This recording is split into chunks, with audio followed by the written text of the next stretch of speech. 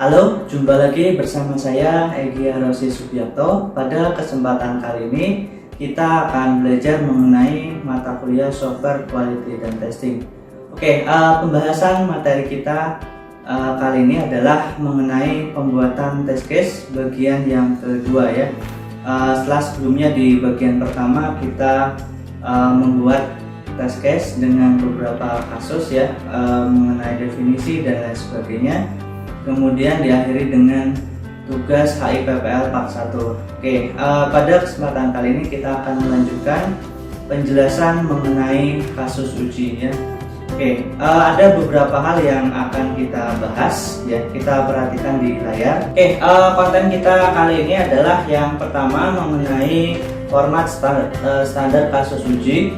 Kemudian yang kedua kita akan bicara mengenai pembuatan kasus uji atau test case. Yang ketiga adalah tools mengenai pengelolaan kasus uji. Kemudian yang keempat adalah review pengujian. Selanjutnya kita akan membahas mengenai format standar kasus uji ya. Tapi sebelumnya kita akan perhatikan yang mau lewat berikut ini. Jangan lupa untuk like, subscribe, dan nyalakan notifikasi loncengnya agar tidak ketinggalan video terbaru dari saya. Terima kasih. Materi kita selanjutnya adalah mengenai format standar kasus uji. Kita akan bahas. Silakan diperhatikan di layar ya. Untuk format standar kasus uji di sini ada contoh untuk format standar kasus uji login ya. Jadi di sini ada yang pertama adalah test case ID atau kasus uji identifikasi. Yang pertama ada TU01 ya. Ini contoh saja. Kemudian ada tes skenario di sini. Yang pertama ada cek login pelanggan dengan data yang valid. Nah, ketika ada skenario cek login pelanggan dengan data yang valid, kita akan coba di sini dengan tes step. Misalkan go to website Dinus AC ID, kemudian kita masukkan user ID, lalu enter passwordnya, kita masukkan passwordnya, lalu tekan submit. Kemudian untuk tes datanya kita isi dengan user ID Nina Dinus, kemudian passwordnya password Dinus misalkan. Hasil yang diharapkan atau expected result ini user harus masuk ke dalam aplikasi atau ke halaman utama ya. Kemudian untuk actual results sesuai yang diharapkan, misalkan tadi usernya bisa masuk ke halaman utama, lalu kesimpulannya pass or fail berarti pass ya, jadi sesuai. Kemudian ada test case yang kedua. Yang kedua ada cek login dengan data pelanggan dengan data yang salah atau invalid. Kita masuk untuk stepnya masih sama, hanya saja di sini untuk test case-nya kita gunakan data yang salah ya. Passwordnya user ID-nya sesuai, passwordnya salah. Nah, hasil yang diharapkan berarti user seharusnya tidak bisa login ke aplikasi. Untuk hasil yang pada kenyataannya sesuai seperti yang diharapkan berarti si user ini tidak bisa masuk ke halaman utama atau tidak bisa login. Jadi kesimpulannya sudah sesuai. Untuk seluruh tabel ini dapat dibuat dalam bentuk Word, Excel atau tools lain ya, tools pengelolaan pengujian yang lain ya. Biasanya lebih mudah dibuat di Word atau di Excel. Selanjutnya kita akan bahas mengenai informasi yang penting ketika menyusun kasus uji ya. Ada beberapa hal yang harus diperhatikan, kita simak lagi di layar. Yang pertama adalah ketika membuat kasus uji, kita pastikan deskripsi kebutuhan apa yang sedang diuji. Nah, ini harus diperhatikan ya. Kemudian yang kedua, penjelasan bagaimana sistem akan diuji. Nah, ini fungsi dari tugas atau dokumen HIPPL yang sebelumnya kita buat. Nanti akan ada lanjutannya ya. Jadi kita akan tahu bagaimana sistem diuji ya. Lalu yang ketiga, pengaturan seperti versi, software, file, data, sistem operasi, hardware, dan lain sebagainya. Ini seperti pengujian lain atau informasi pengaturan apa saja yang berkaitan dengan persyaratan yang diuji dari aplikasi yang sedang diuji tersebut. Jadi untuk konfigurasi dan lain sebagainya ini harus diperhatikan juga ya. Hardware apa saja yang diperlukan ini harus dipersiapkan sebaik-baiknya. Oke, ini yang ketiga. Kemudian yang keempat, input dan output atau aksi apa yang diharapkan ini juga harus kita perhatikan ya, baik dari sisi aksi maupun hasil yang diharapkan ya. Kemudian bukti atau lampiran apapun ya, bukti di sini bisa berupa misalkan ketika kita menguji kita bisa menggunakan screenshot atau rekaman layar dan sebagainya. Ini lampiran apapun harus kita perhatikan. Kemudian yang keenam ya, gunakan bahasa kalimat yang aktif. Kemudian kasus uji seharusnya tidak lebih dari 15 langkah atau 15 step. Kemudian skrip pengujian otomatis diberi komentar dengan input, tujuan dan hasil yang diharapkan. Kemudian yang ke-9, mempersiapkan penawaran alternatif untuk tes prasyarat ya, tes yang dilakukan dengan syarat ya. Kemudian jika ada pengujian lain nih harus ada skenario bisnis yang salah ya. Jadi harus memperhatikan data yang valid dan data yang invalid tadi. Oke, selanjutnya kita akan bahas yang ketiga mengenai praktek terbaik untuk penulisan contoh kasus uji yang baik. Kita perhatikan di sini syaratnya yang pertama adalah kasus uji harus sederhana dan transparan ya. Ini yang pertama. Kemudian yang kedua, buat kasus uji dengan pengguna akhir dalam pikiran ya. Jadi kita harus memposisikan diri sebagai end user atau pengguna akhir ya. Kemudian yang ketiga, hindari pengulangan kasus uji ya. Ini harus diperhatikan dengan baik, jangan sampai ada kasus uji yang diulang-ulang ya. Kemudian yang keempat, jangan berasumsi di sini. Kita dalam menguji ini harus sesuai dengan harapan dan kenyataan yang ada ya, jadi jangan menggunakan asumsi. Kemudian yang kelima, pastikan cakupannya 100% ya. Jadi di sini pastikan semua kasus uji ini bisa diterapkan, harus dilakukan dalam pengujian ya. Kemudian yang keenam di sini, kasus uji harus dapat diidentifikasi. Ini yang keenam. Kemudian yang ketujuh, kita bisa menerapkan beberapa teknik pengujian. Ada VVA, ini boundary value analysis. Kemudian ada equivalent partitioning yang sebelumnya kita bahas. Kemudian ada state transition technique. Kemudian ada error guessing technique ya. Ini yang ketujuh. Kemudian yang kedelapan, membersihkan diri sendiri. Nah, maksudnya di sini ketika kita melakukan pengujian ini harus kita sesuaikan dengan dokumen acuannya ya. Jadi jangan sampai terpengaruh oleh orang lain. Kemudian yang kesembilan, berulang dan berdiri sendiri. Ini contoh kasus uji yang baik ya. Jadi jangan sampai sama dengan sebelumnya ya.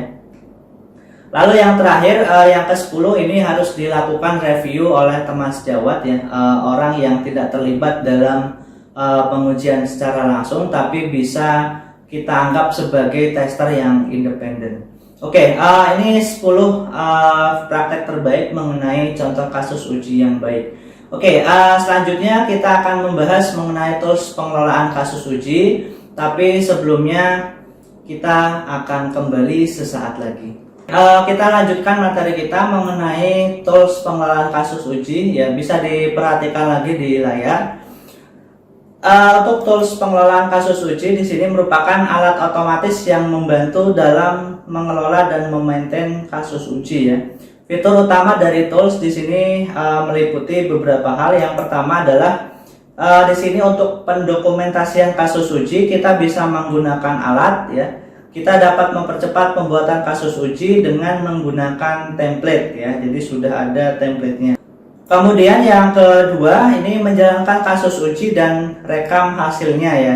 Untuk merekam ini kita bisa menggunakan rekam layar ataupun menggunakan screenshot ya. Kasus uji ini dapat dieksekusi melalui alat dan hasil yang diperoleh dapat dimudah untuk direkam. Ini yang kedua. Yang ketiga, melakukan otomatisasi pelacakan kesalahan atau cacat ya. Tes yang gagal secara otomatis ditautkan ke pelacak GAL ya. pada pelacak bug yang pada gilirannya dapat ditugaskan ke pengembang dan dapat dilacak dengan pemberitahuan email. Nah, ini menggunakan alat otomatis ya. Di pertemuan sebelumnya sudah kita bahas pada materi pengujian manual versus otomatis. Oke, selanjutnya yang keempat di sini ada fitur penelusuran ya. Di sini kebutuhan kasus uji, eksekusi kasus uji semua saling berkaitan melalui alat yang digunakan dan setiap kasus dapat dilacak satu sama lain untuk memeriksa cakupan pengujian. Selanjutnya yang kelima, ini kita perlu melakukan perlindungan terhadap kasus uji ya. Kasus uji harus dapat digunakan kembali dan harus dilindungi dari hilang atau rusak karena minimnya pengendali kontrol ya. Alat pengelolaan kasus uji di sini bisa menawarkan fitur-fitur seperti konversi penamaan dan penomoran, kemudian pembuatan versi, penyimpanan read only, akses yang terkontrol dan pencadangan di luar situs ya. Jadi penyimpanannya bisa menggunakan server yang lain. Oke, selanjutnya kita akan bahas mengenai teknik pengujian perangkat lunak ya. Ini hanya mengulang karena sebelumnya sudah kita bahas lebih detail beserta kasusnya ya.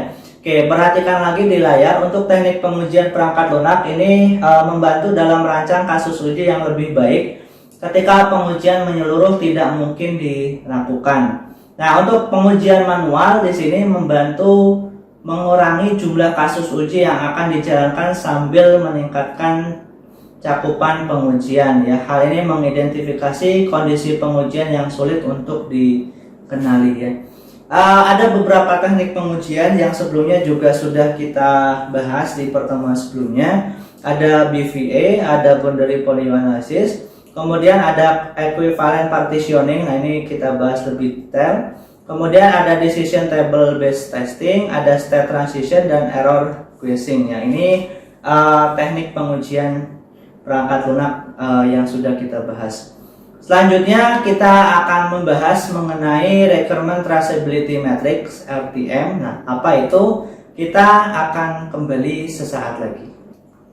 Oke, selanjutnya kita akan membahas mengenai RTM ya. Apa itu requirement traceability matrix ya. Kita perhatikan lagi di layar. Untuk RTM ini adalah merupakan dokumen yang berhubungan dengan beberapa dokumen. Ada baseline yang membutuhkan hubungan banyak ke banyak untuk diperiksa kelengkapan dari hubungan tersebut ya. Di sini dijelaskan lagi, ini digunakan untuk melacak kebutuhan dan untuk memeriksa kebutuhan proyek saat ini yang terpenuhi. Nah, di sini juga, kita lebih ke RTM, ada requirement traceability matrix. Apa itu? RTM ini mencakup semua kebutuhan yang diusulkan oleh klien. Jadi kebutuhan-kebutuhan apa saja yang diusulkan oleh klien maupun tim pengembang perangkat lunak atau developer perangkat lunak ya. Di sini mereka melacak dalam satu dokumen yang dikirim pada akhir siklus hidup pengembangan perangkat lunak. Itu RTM ya. Nah, dengan kata lain, RTM ini adalah dokumen yang memetakan dan melacak kebutuhan user dengan kasus uji ya. Lalu tujuan utama ini adalah melihat bahwa semua kasus uji tercover sehingga tidak ada fungsi yang harus terlewat saat melakukan pengujian perangkat lunak. Nah, itu requirement traceability matrix ya. Oke, selanjutnya kita akan bahas mengenai pengujian statik ya. Apa itu pengujian statik? Kita perhatikan lagi di layar.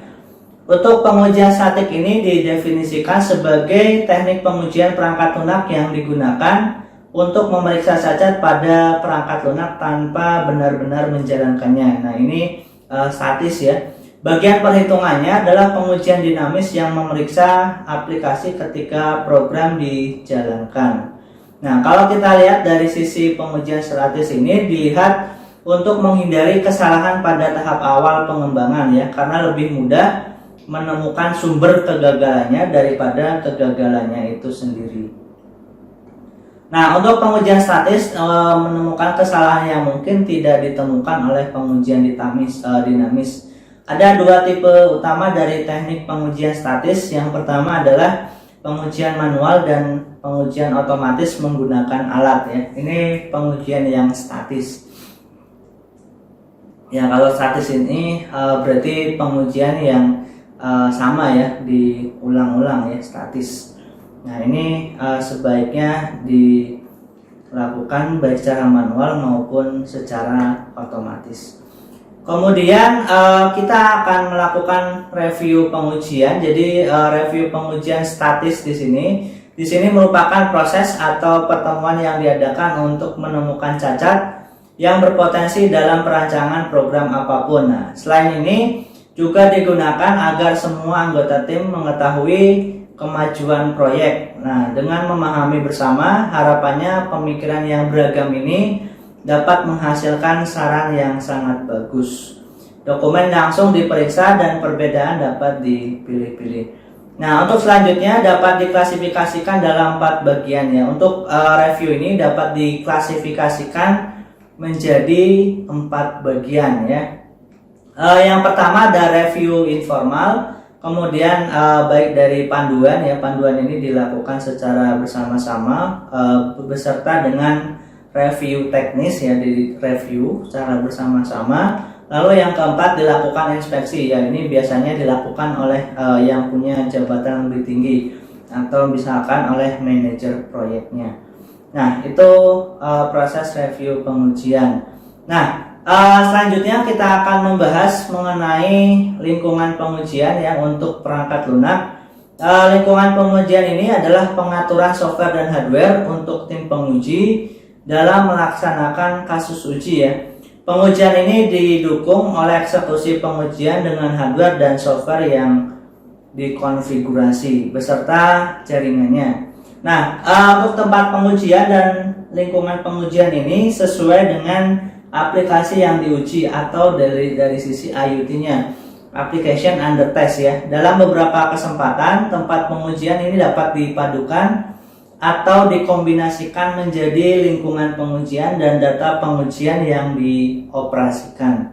Selanjutnya, untuk menyiapkan lingkungan pengujian yang tepat, ini memastikan keberhasilan pengujian perangkat lunak. Nah, untuk setiap kekurangan dalam proses ini dapat menyebabkan biaya dan tambahan waktu bagi klien. Nah, ini untuk pengujian perangkat lunak.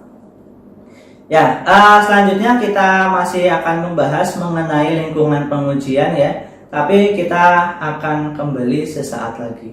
Ya, kita kembali lagi. Kali ini kita akan membahas mengenai lingkungan pengujian ya. Jadi apa saja yang harus dipersiapkan dalam pengujian perangkat lunak? Silakan diperhatikan lagi di layar. Yang pertama adalah area utama yang disiapkan.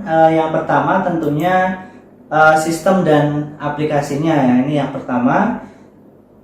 Kemudian yang kedua data uji ya, ini berhubungan dengan test case nantinya ya, data apa saja yang perlu diuji. Kemudian yang ketiga tentunya mengenai server database jika menggunakan server database. Kemudian yang keempat lingkungan yang berjalan pada front end ya, ini biasanya pada lingkungan admin ya. Pada lingkungan user ya. Kemudian sistem operasi klien ini juga harus disesuaikan. Lalu ada browser jika menggunakan perangkat website atau aplikasi website. Kemudian perangkat keras di sini termasuk sistem operasi ya, server sistem operasi. Kemudian ada jaringan, ini tentu saja untuk aplikasi yang online maupun offline ya.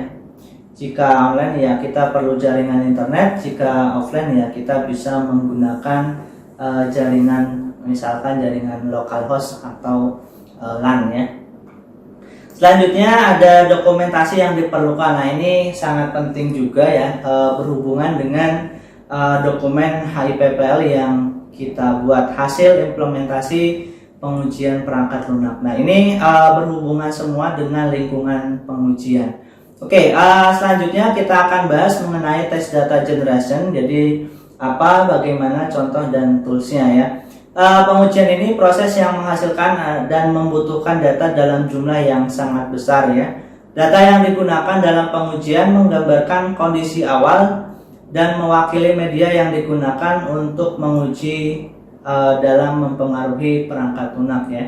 Apa saja data ujinya, kemudian kenapa kita perlu menggunakan data uji. Nah, selanjutnya kita akan bicara mengenai proses mengelola cacat ya. Di sini bisa berupa bug maupun cacat ya. Di sini bug ini penjelasannya adalah konsekuensi dari atau hasil dari salah coding. Sedangkan untuk cacat ini variasi atau penyimpangan dari kebutuhan bisnis aslinya. Nah, ini perbedaan antara bug dan cacat ya. Nah, kedua istilah ini punya perbedaan yang sangat tipis. Nah, dalam industri keduanya merupakan kesalahan yang harus diperbaiki dan perubahannya digunakan oleh beberapa tim penguji. Kemudian ketika seorang penguji menjalankan kasus uji, dia mungkin menemukan hasil uji yang bertentangan dengan hasil yang diharapkan. Nah, untuk penyimpangan ini disebut sebagai cacat perangkat lunak ya. Cacat ini penyimpangan dirujuk dengan nama yang berbeda di organisasi yang berbeda. Bisa disebut masalah, bug, ataupun insiden. Nah, ini proses mengelola cacat. Nah, demikian. Ini untuk referensinya ya. Oke, itu materi yang dapat saya sampaikan pada pertemuan kedua mengenai pembuatan test case ya, atau pembuatan test case bagian yang kedua. Nah, setelah ini jangan kemana-mana, masih ada tugas lanjutan untuk HIPPL Part 2 ya. Kita akan kembali sesaat lagi. Oke, selanjutnya kita akan membahas mengenai tugas HIPPL Part 2 ya. Ini merupakan tugas lanjutan dari part sebelumnya ya. Silakan diperhatikan di layar ya.